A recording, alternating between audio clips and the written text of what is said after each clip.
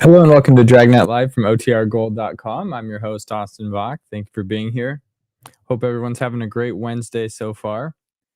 Quick shout out to So Over It, Alfredo, Life with Roscoe, and Joshua, who are already in chat. Thank you for being here.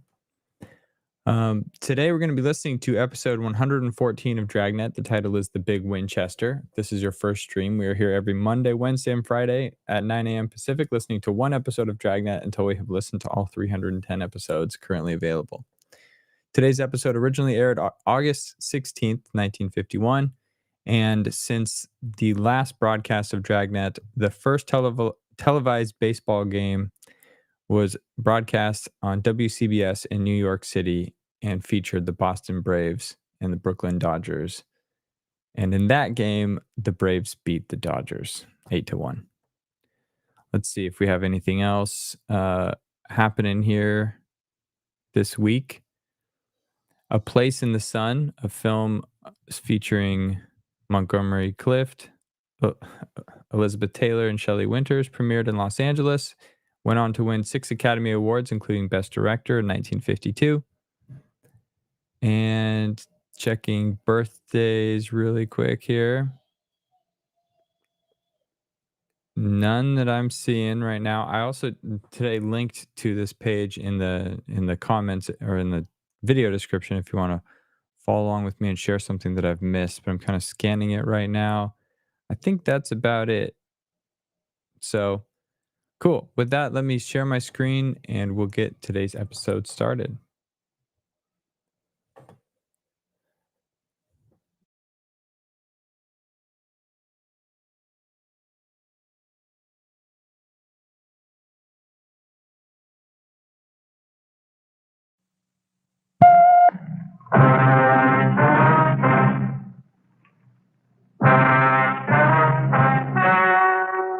The story you are about to hear is true. Only the names have been changed to protect the innocent. Fatima, best of all king-size cigarettes, brings you Dragnet.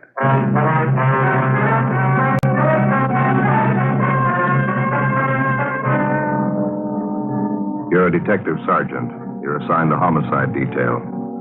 An elderly man is found dead in the living room of his home. There's a single bullet hole in his chest. On the surface, it appears the man took his own life, but the evidence points to the opposite. Your job? Investigate. More and more smokers coast to coast are saying this about king-size Fatima every day. They're different. Better. They are different. So pleasing. Yes, in Fatima, the difference is quality. You see, Fatima contains the finest domestic and Turkish tobaccos superbly blended.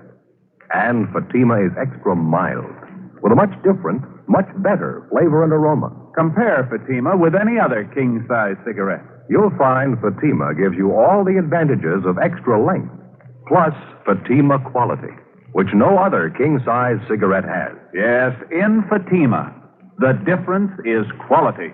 Next time, buy Fatima. Best of all, king-size cigarettes.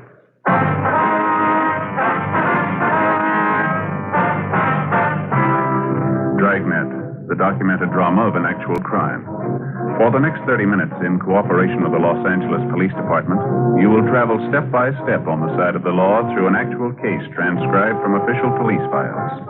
From beginning to end, from crime to punishment, Dragnet is the story of your police force in action. It was Wednesday, January 10th. It was cold in Los Angeles. We were working a day watch out of homicide detail. My partner's Ben Romero. The boss is Thad Brown, chief of detectives. My name's Friday. It was 8:25 a.m. when I got to the police academy, the doctor's office.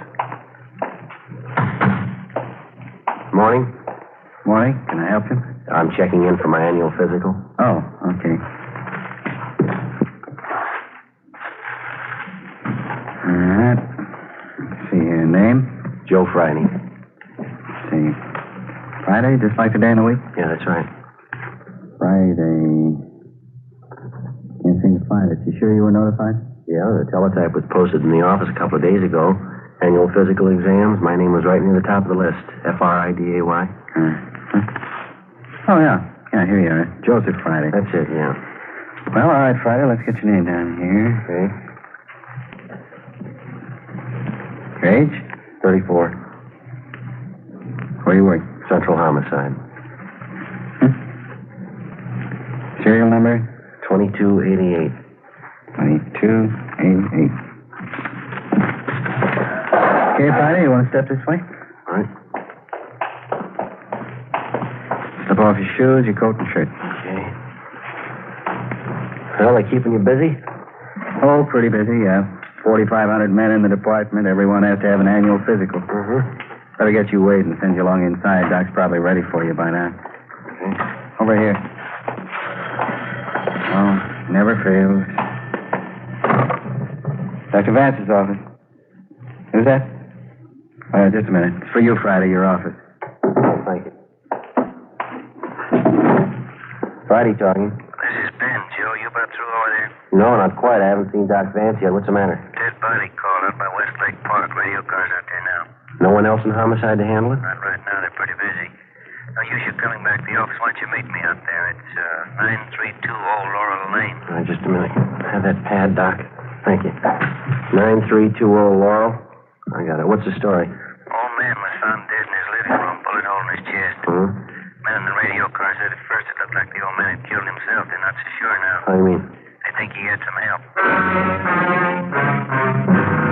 8:45 a.m. I left the doctor's office at the police academy and drove to the Westlake area where I met Ben in front of the cottage where the dead body had been found. We went inside and checked with one of the men from the radio car who was standing by. The dead man was identified as Martin Latimer, age 68, a retired owner of a couple of neighborhood grocery stores in the city. He was lying sprawled on his side on the floor. There was a bullet hole in his chest just above the heart where the slug had entered the body. There was another, larger wound in the back through the left shoulder blade where the bullet had emerged. Approximately 8 feet across the room from the body was another chair. There was a Winchester rifle wired firmly to the top, its muzzle pointing directly above the spot where the body lay on the floor. A thick white string was found wound firmly around the trigger of the rifle. It ran through a metal ring on the stock of the gun and stretched across the room where it had been tied to the dead man's right index finger.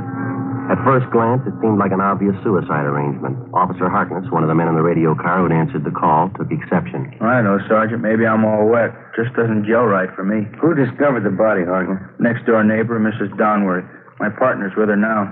You fellas call the crime lab? Yeah, they're on their way out. Was the old man the only one who lived in the house here? Yeah, that's what the neighbor told us. Sure like to see what the crime lab crew's going to think of it. What's the big question, Harkness? Well, I know it's none of my business, Sergeant. You fellas are the detectives. I just couldn't help but notice, though. What's that? Well, here. Now, over here, this rifle wired to the back of the chair. Yeah. Now, take a sight along the barrel of the rifle. See what you think. Right through the sight, huh? Mm-hmm. Pointed right above the armchair over there, isn't it? It's in a straight line with the body. Well, how much fish? The old man pulled the string tied to his index finger, and it set off the trigger. Took the slug through the chest, isn't that right? Yeah, that's what I figured. Now, here, take a look at the wall directly behind the old man. Yeah? The slug went clean through the body, we know that. And through the chest above the heart, then out through the shoulder blade. I see what you mean. Oh, here, now, take a look at this wall here. Got a mark on it. Yeah. One thing, sure, if the old man was shot in that position, the slug had to come this way. Well? Pass through his body right about this height here. Uh-huh. We ought to find the bullet hole in this wall. Right around here. Yeah, it ought to be. Not a trace of a slug there.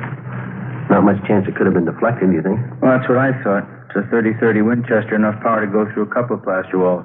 Well, we know the slug went through the body. It's got to be somewhere in one of these 4 walls. Take a look over here and see what you think. All right. Down here near the corner of the wall. Where? Well, right here. Yeah, it looks like it. Ben?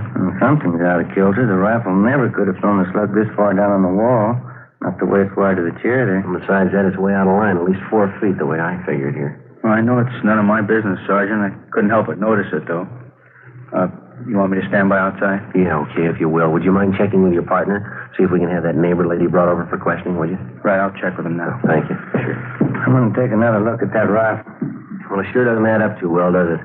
Even if the old man jerked the gun when he pulled the trigger with that string arrangement, the slug couldn't have passed through his chest, out his back, and then hit the wall where it did. Stand just behind the body, will you, Joe? See if it's possible to line it up. All right, what about here? Look about it to you? Yeah, that's good. Let me see here. No, not a chance, Joe. It's way out of line. That's the gun that killed him. The old man didn't pull the trigger. Not from there, anyway. Well, there's one other chance. Yeah? Somebody pulled it for him. Lieutenant Lee Jones arrived with his crime lab crew and went to work. We put in a call to the coroner's office, and then the dead man's neighbor, Mrs. Elsie Donworth, was brought over for questioning. She was a chubby, matronly lady, about 45. She told us she'd been a neighbor to the aging Martin Latimer for more than 10 years. I take it you knew Mr. Latimer pretty well, ma'am. Yeah, I suppose. Didn't have any relatives, poor man. All alone. He was in the grocery business for years. He made some nice money, I guess. Retired about 8 years ago, sold both his stores. Had an income from a mortgage on one of them. $150 a month. Yeah, he was very comfortable. Wasn't a penny pincher at all, but he was thrifty. It was the same way with my husband, Claude. He used to say, take care of the dimes and the dollars will take care of themselves. Well, Mrs. Donworth, can you think of any reason why Latimer would want to take his own life? Oh, I suppose. The poor old man is getting along in years. For a long time there, he was afraid he was going to die with cancer. Is that so? Did Mr. Latimer have cancer, do you know? Oh, no, he kept thinking he was going to die with it. Could you come next door to my place while I get some of my laundry out? We could talk there. It's just across the yard. All right, ma'am, that'll be fine. Did you want to tell Lee Jones will be next door, Ben? Guess you better let Harkness know, too. Yeah, right. I'll tell him. Thank you. About that cancer business, officer, Mr. Latimer was always talking about it. Yes, ma'am. He finally went to a doctor about it. That was last week only. He came back and he told me the doctor said for him not to be so silly about it. He was a well man in good health. When was the last time that you saw Latimer, ma'am? Day before yesterday. Oh, we laughed and joked over the back fence. Poor old man. He had such a nice smile. Reminded me a good deal of Claude. That was my husband. Well, I'd like to have your honest opinion, Miss Donworth. Do you think Mr. Latimer killed himself? Well, I suppose that rifle in there, that terrible contraption. Joe, I wonder if I could talk to you a minute. Yeah, okay. Would you like to go on ahead over next door, ma'am? We'll be right with you. All right, officer. Thank you very much. We'll be right there, ma'am. Yeah. Crime lab crew's having a field day. They say if the old man shot himself with that rig, it ought to make Ripley's call him. They find anything definite? Dusted the rifle for fingerprints. Didn't find a warrant. How about that? Yeah. It makes less sense than that slug buried in the corner of the wall, doesn't it? Sure does. Checked the desk in the living room. Found some correspondence Latimer was having with some woman through a Lonely Hearts Club. Yeah? Did you find any reason why he'd want to die? Pretty good reason why he'd want to live. Huh? Found a photograph. Beautiful girl. Looked to be about 24 or 5. What about it? She was going to marry him. The crime lab crew continued their routine investigation of Martin Latimer's cottage. They removed a .30-30 slug from the corner of one wall. Ben and I went next door to question the neighbor, Mrs. Donworth. There didn't seem to be any common ground at all between the evidence in the house and the information that she had to offer. As we continued questioning her, Mrs. Donworth remembered that a month before, Latimer had told her that something might happen to him and he wanted to make out a will. He asked if she would witness the will. A few days later, Latimer's lawyer came to the house and Mrs. Donworth witnessed the signing. At that time, she said Latimer made the remark, "I don't feel like going on much longer anyway. If death means arrest, I think I deserve one." Mrs. Donworth kept busy with the laundry while we interviewed her. Could you let me get by to the manual, officer? I have to get some of this ironing done. Yes, ma'am, I'm sorry. I'm afraid there's one thing I don't remember you telling us, ma'am. Did you hear anything out of the ordinary going on next door, or this morning or last night? No, nothing I noticed anyway. Officer, did you see that knob on the washer, the one on the left? Oh, you mean this over here? Yeah, just lift it up and turn it around to off, please. It says off right there in the dial. Yes, ma'am, I see. There you are. Yeah, thanks. No, there was nothing I heard from next door to remark about. Of course, it's so noisy around here that time of morning, you can't even hear yourself think anyway. How's that, ma'am? Trucks passing by up and down. Every morning. They're not small trucks either. They start in at 6 a.m. They rattle past for 2-3 hours, please. first good explanation we've had on this thing. Could you give us the names of some of the other people on the street who knew Mr. Latimer pretty well, Mrs. Donworth? Yeah, I suppose. I don't think any of them knew the poor old man as well as I did. Most of them are younger folks, parties and things. When you get up around 65 or past it, like Mr. Latimer, parties don't mean so much anymore. Yes, ma'am, I understand. Yeah. Just a nice, quiet home with a good heating system, good books on the shelf, good man around the house. That all you can ask for? Yes, ma'am. Well, thank you very much. We'll leave our card here in case you want to contact us for any reason. All right, officer. There's one more thing, Mrs. Donworth. We understand Latimer was corresponding with several women through a Lonely Hearts Club. Did he ever mention that to you? No, he never did. I found out from the mailman. He's a regular gossip. And Latimer never mentioned any of the women that he corresponded with, is that right? Well, I pretended I didn't even know about it. He never brought it up. Don't understand why he'd want to meet a lady that way. All most of them are looking for is a man with money so they can quit work and lay around the house. Well, thanks again, Mrs. Donworth. It's been very helpful. Yeah. Poor old man. I wonder what made him write letters after silly women. Little good they'd have done him. He wrote letters all over the country. Getting tired of working myself. Could have saved the postage, too. Beg your pardon? I was right next door. Would have married him in a minute. We left Mrs. Donworth's house a few minutes past noon, and we went back next door to Latimer's cottage. The crime lab crew had finished their investigation, and the deputy coroner arrived. He took the body downtown for autopsy. We talked over the crime lab findings with Lieutenant Lee Jones, and he felt the same way that Ben and I did. The theory that Latimer had shot himself to death was possible in many respects, but it was far from plausible. We checked through Latimer's correspondence with the women that he'd contacted by mail through the Lonely Hearts Club, especially the young girl he obviously intended to marry, judging from his letters to her. Her picture showed her to be a brunette, dark eyes, young, and very attractive.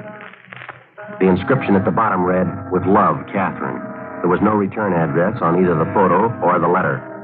Ben called to check with the Lonely Hearts Club. Yes, ma'am. No, that's all right. We'll probably be dropping down to talk to you. Yes, boy. What'd they say? Might be it, Joe. Club secretary says they've been having trouble with somebody who signs a picture just like this one. With love, Catherine. I described the picture, and the secretary says it's the same girl. What's the angle?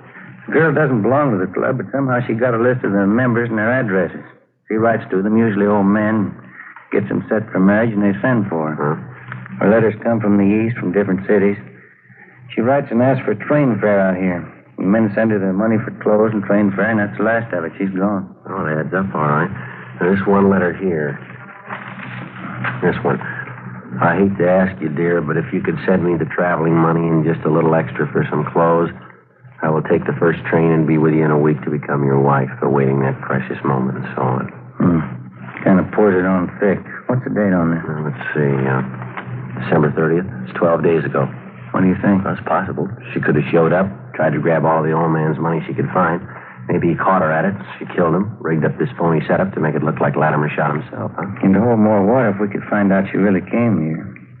Maybe we better start ringing a few doorbells. The other neighbors might come up with something. What do you say? Well, let me see that girl's picture again, will you?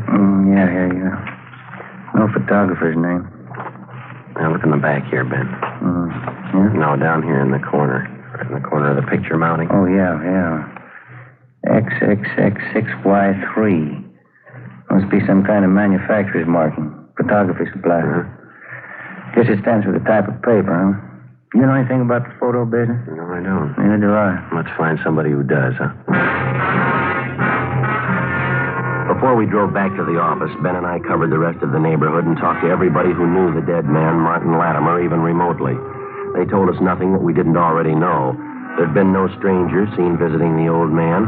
No one had noticed anything out of the ordinary in Latimer's daily routine. 3 o'clock that afternoon, we checked with the police photo lab. They told us that the symbols stamped on the cardboard frame of the photograph signed Catherine were symbols used by a photo supply company up in San Francisco. We went back to the office and got in touch with the San Francisco firm. We were told that the symbols indicated the style and the size of photographic mounting, and further, that this particular type of mounting was distributed only throughout 7 western states. They gave us a list of 18 photo studios in Los Angeles who kept that particular amount in stock. It was a long chance, but we started checking them out. Meantime, we'd run the girl through R&I and gotten out an APB, seeking information on her. 3 days later, Ben and I had checked out 10 of the 18 photo studios on our list. The 11th was the M&Y family portraits on Melrose. Yes, sir. Help you? Police officers, would you mind taking a look at this photograph here, please? Let's see. Would you like an enlargement? Got a special price on enlargements this week? No, sir. We'd just like to know if you can identify this girl, that's all. Oh. Well, do you recognize her at all, sir? I know her. Sure you wouldn't like an enlargement?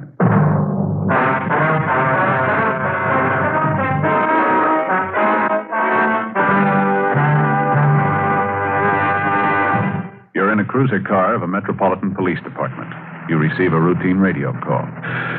All units, attention all units. Pick up and hold for investigation the following vehicle. 1948 Ford, two-door sedan, black white sidewall tires.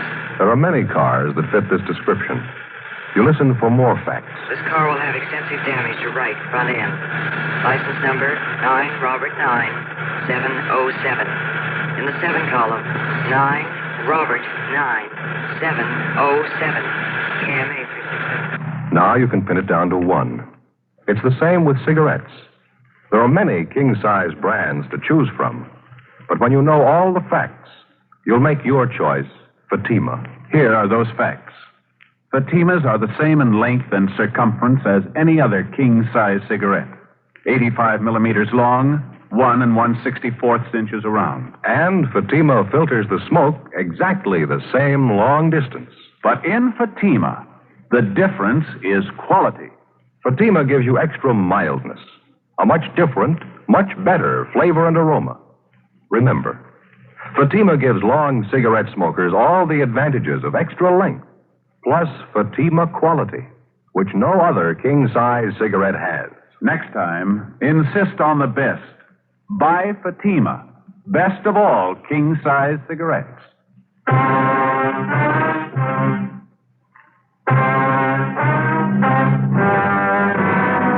Saturday, January 13th, 1:35 p.m. We showed the photograph of the girl to the proprietor of the photo studio on Melrose Avenue, and he identified her as one of his customers. He told us her name was Doris Chambers. She was 22 years old and a postgraduate student in chemistry at the university. She came from a fairly well-to-do family, and her father was the president of a local neighborhood bank. She didn't even come close to the type of girl that we were looking for. We got the address from the photographer, drove out to the home, and interviewed the Chambers girl. She gave a younger appearance than she did in her picture. She couldn't recognize the handwriting on the photo, nor did she understand the inscription with Love, Catherine. After questioning her, it became apparent that she knew nothing at all about 68-year-old Martin Latimer. I wonder if you'd mind taking another look at the handwriting on the picture, miss. Is it familiar at all? No, I couldn't be sure either way. Seems like I've seen it, though. Well, when did you say you had this picture made, miss? About a year ago at graduation. My mother had extra copies made up. She liked it. I didn't care for it much. Could you tell us how many people have prints of this picture? Mama had 24 copies made up. She took 12, and I took 12. She sent them to relatives, friends of ours. Kept a few. What'd you do with yours? Sent them to friends, girls at school, a few of my boyfriends. Can you remember if you autographed any of them? Yeah, some of them. The ones for my girlfriends. Others I gave out plain. Well, can you try and think who you gave those to, miss, the unsigned pictures?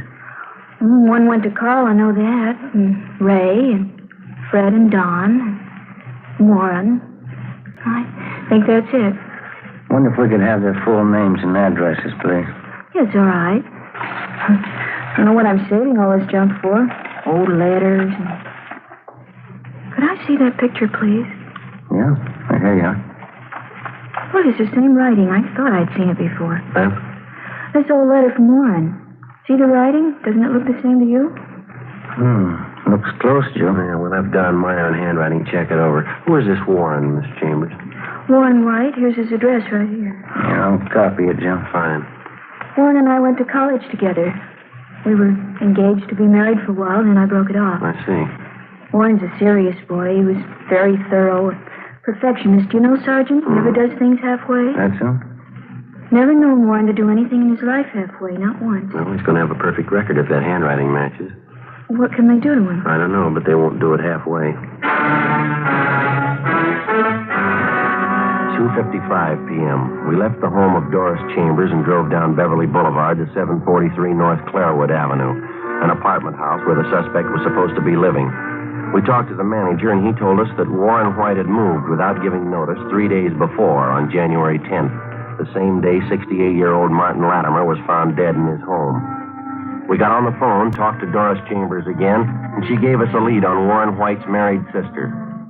7:30 p.m. We met with the sister of the murder suspect, and she told us that her brother Warren had phoned that morning and asked for an emergency loan of $200, which she didn't have to give him.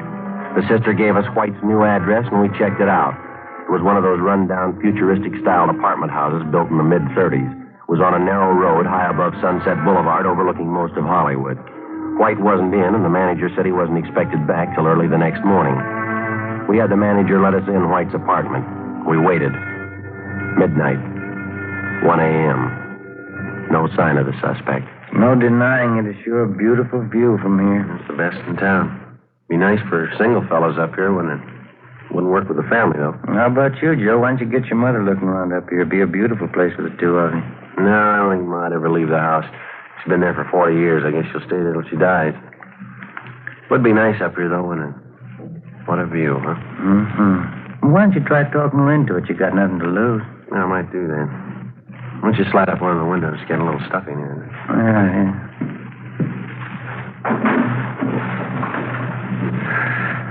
Oh, smell that air, huh? That's great. Yeah. What time you got? 1:45. Oh, it's a long night. We waited. 3 a.m., 4 a.m., 4:30. It was cold, and still no sign of the suspect, Warren White. 5 a.m., 5:30, 6 a.m. The sky was getting light over in the east. 6:30, 7 a.m., 7:30. We kept waiting. No sign of the suspect. We called the office and arranged for a relief. 8 a.m., we could hear groups of youngsters passing by outside, trooping into the main yard of a grammar school just below the apartment house. We kept waiting. At 8:15 a.m., we heard a car pull up in front of the apartment house. Footsteps came down the driveway, up the path, and stopped outside the door. We heard a key turn in the lock.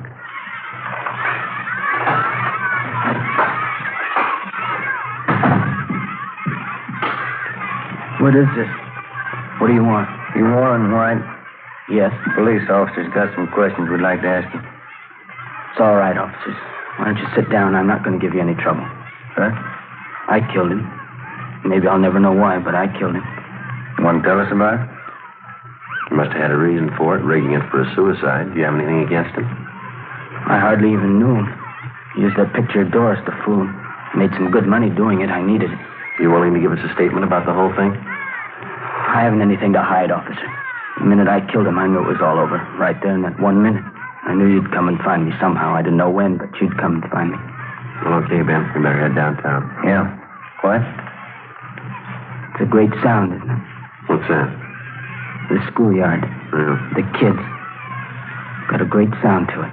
Good one. You want to get your hat? All right. How can anybody figure? You start in a schoolyard like those kids down there, running around, yelling. I started the same. Better get going. I wonder what it is that happens. An 8-year-old redhead kid. There must be one down there now. The other kids will grow up, get jobs, work, and die. It'll be all right. Yeah. The one kid will end up in an alley with a gun in his hand. How can anybody figure? I don't know. A bunch of kids playing in a schoolyard. Someday one of them's a killer. Yeah, let's go. You tell me. What's the answer?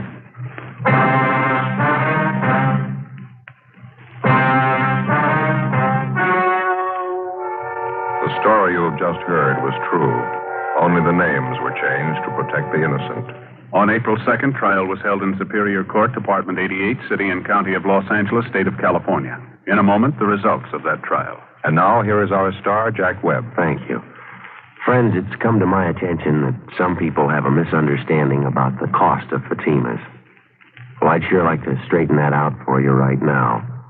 The cost of Fatima is the same as the cigarettes you're now smoking. Yes, that's right. Fatimas cost no more. But in Fatima, the difference is quality. Buy Fatima in the golden yellow package.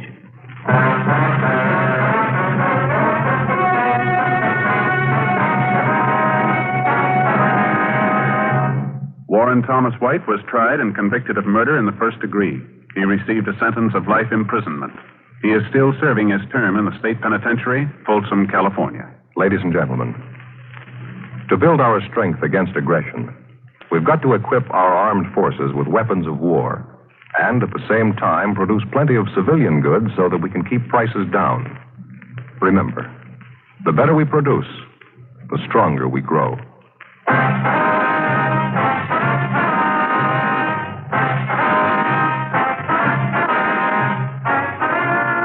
Just heard Dragnet, a series of authentic cases from official files. Technical advice comes from the Office of Chief of Police W.H. Parker, Los Angeles Police Department.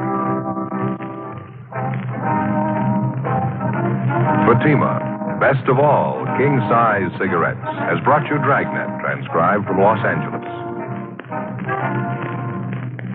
Stay tuned for Counter Spy, next over NBC.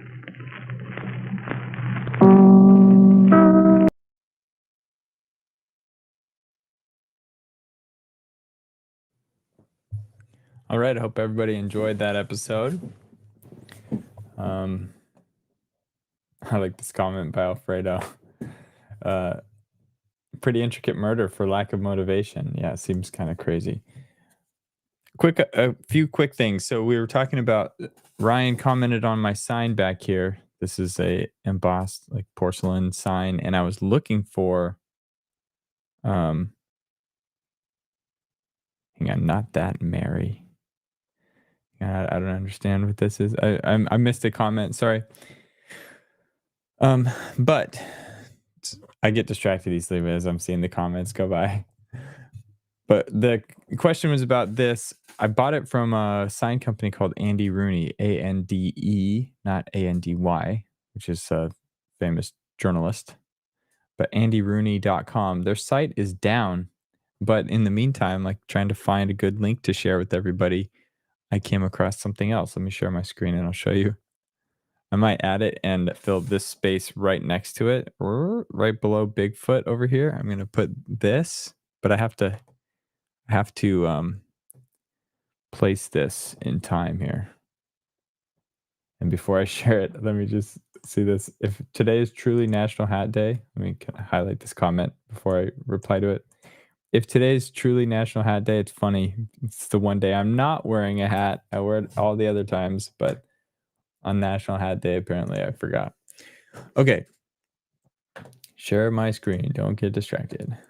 Where am I looking? I'm going to do the window. Okay, here we go.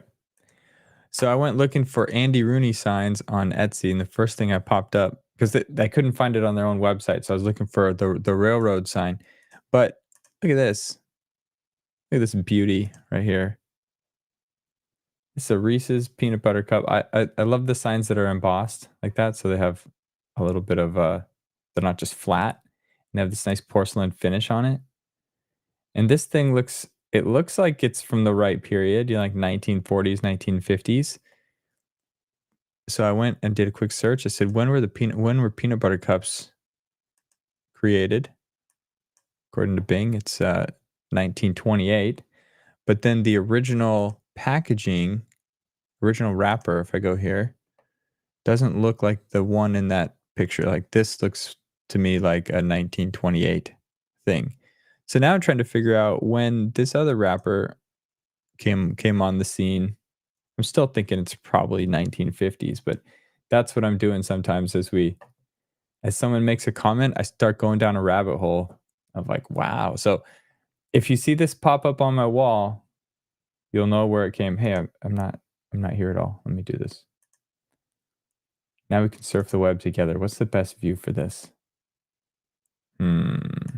Sorry guys, I'm playing with all this. Anyway, I guess that's fine. I'm going to go do a bit more research here. And if this is true to the period of all these other signs behind me, 1940s and 1950s, then it's going to go somewhere on this wall because I love Reese's peanut butter cups. And that's just an awesome sign. But anyway, thanks, Ryan, for the question. It was sent me down this rabbit hole today, and I might have found a new sign to fit right there in that empty space. Because it also needs to be something, it can't be circular. It has to be like the right size. So anyway, we'll see. Then the only other thing I wanted to say, let me stop sharing my screen here, is these. I want to remind people about this. We've passed 6,000 subscribers. Thank you all very much. Once we hit 8,000 subscribers, one lucky person will win one of these two radios. You can choose either the cream color or the forest green color, which is hard to see. I'm wearing the Oxford Navy OTR Gold sweatshirt right here, and it's almost the same color because they're both dark. But yeah, if you want one of these two things and you haven't subscribed already, please do help us grow the channel.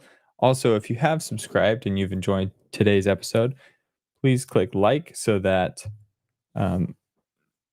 it gives YouTube the signal, hey, let's boost this to some other people. So anyway, with that, again, thank you for tuning in. Hope to see you on Friday. I'm working on the Lux Radio podcast to get that up, and then there'll be live streams of that every evening so that we can have live chat on that, and people can keep interacting with the friends that we're making here on the channel. So that's all I got for today. Thanks for being here. Have a good one. I will see you on Friday.